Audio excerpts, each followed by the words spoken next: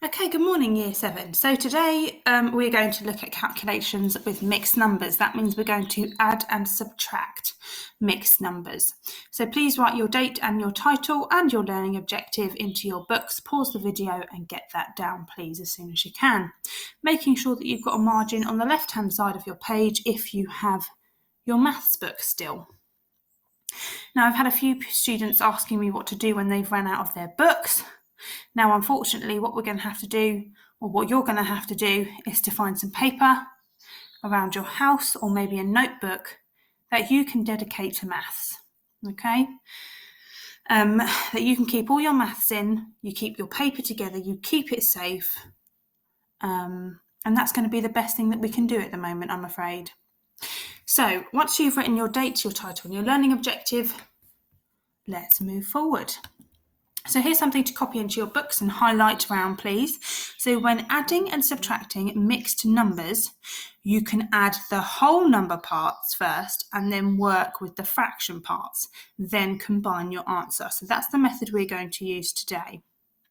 And it works with subtracting as well. So when you're subtracting mixed numbers, you work with the whole number parts first, then the fraction parts, and then you combine them to form your answer. So that's the method we're going to do. So make sure you've got that note written down in your books and highlighted, or with a box around it. So here's your first example. Copy these two sums into your books, please. Now the first one says 4 2/3 plus 2 1/4. Now we're going to deal with the whole number bits first, then we're going to deal with the fraction parts next. So we would have 4 plus 2 gives us 6. So what we would then be left with is 6 plus 2/3 plus 1/4. So let's deal with the 2/3 plus the quarter. Now we know how to do these, we're very good at these. 2/3 plus 1/4, and we find our common denominator, which is 12. Add them together. So 3 times by 4 gives me 12, so I've got to do 2 times 4, which is 8. 4 times by 3 gives me 12, so 1 times 3 gives me 3. So that's 8 plus 3, which gives me 11/12. So therefore my final answer is 6 11/12. Mustn't forget to put your whole number part in there first. So we had our whole number part first, then our fraction part, and we combined them at the end. Now let's have a look at the next one.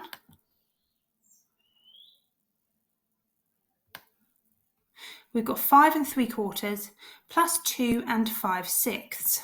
So again, we're going to deal with the whole number part, so 5 plus 2 equals 7. So then we end up with 7 plus 3/4 plus 5/6. Okay? Now we're going to deal with the 3/4 plus the 5/6 bit first.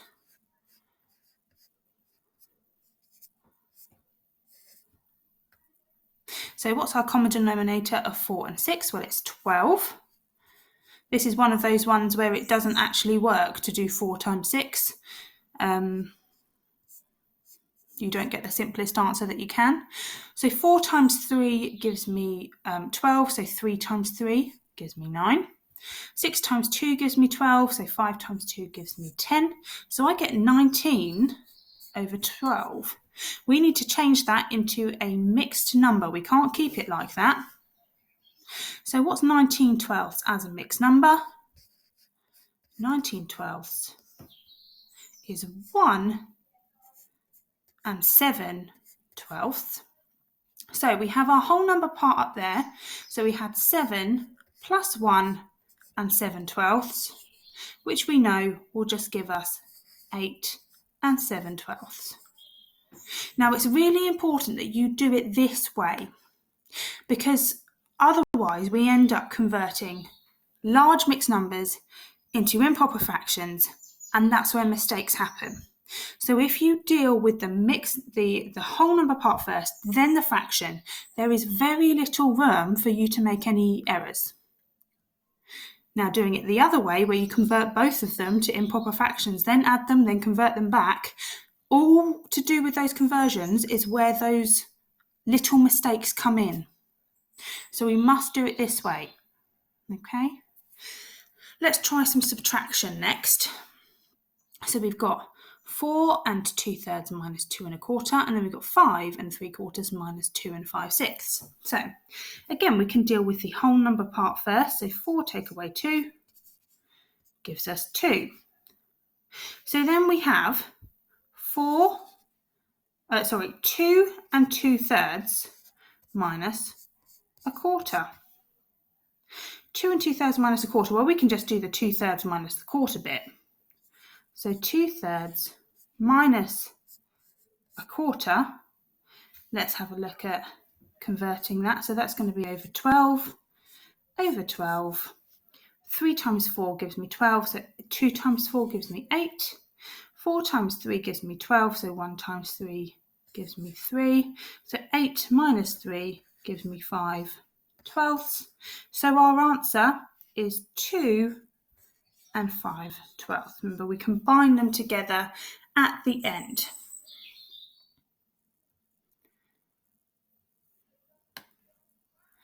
Now let's have a look at this one. Now this one is maybe a little bit trickier, okay? Now, give me 1 second whilst I just check.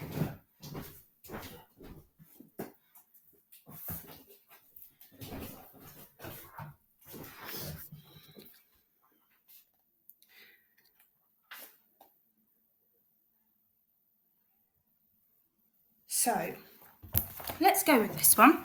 So we can start off the same way. So 5 take away 2 is 3. And then so we end up with 3 and 3/4 take away 5/6. Now, can anyone see a problem with doing 3/4 minus 5/6? If not, we can have a go. So 3/4 minus 5/6. Let's have a look at how that works out. So we would have over 12. Over 12, so 4 times 3 gives me 12. 3 times 3 gives me 9. 6 times by 2 gives me 12, so 5 times by 2. So 9/12 take away 10/12, well, that gives me minus 1/12. That's fine, we can deal with that. We have our whole number part, which is 3, so 3 take away 1/12. And that's fine, because we know that there are 12 12s in a whole. 3 take away 1/12 would give me 2 and 11/12. Okay, so it still works even if the number you're taking away, your fraction that you're taking away, is bigger than the one that you're taking it away from. You can still deal with that. That's absolutely fine. So make sure you've got those down. If you need to go back at any point and just relook at some of these examples, you can rewind the video. Don't forget that you can do that at any point, but just remember to deal with the whole number bits first, then the fraction bits afterwards. And don't do any adding when you should be subtracting, and the vice versa. Okay, so here are 2 questions that I'd like you to complete in your books. Okay, so first one is just adding your mixed numbers. Now your second question, just to kind of warm you up with this topic, we've got subtracting mixed numbers, but their denominators are the same. So I just want to get you comfortable with subtracting these mixed numbers using the method that I've taught you. Okay? Right, so make sure you do those in your books or on your paper, whatever you're working on. Now there are answers attached to the PDF that I've attached to your lesson today, so you can mark your work using those. Please make sure that you submit a picture of your marked work on the Google Classroom, or email it to me when you've finished it. Let me know if you have any problems with anything, and I will help you, of course, and I hope you have a lovely day. Okay, make sure you're wearing sun cream if you go outside. Okay,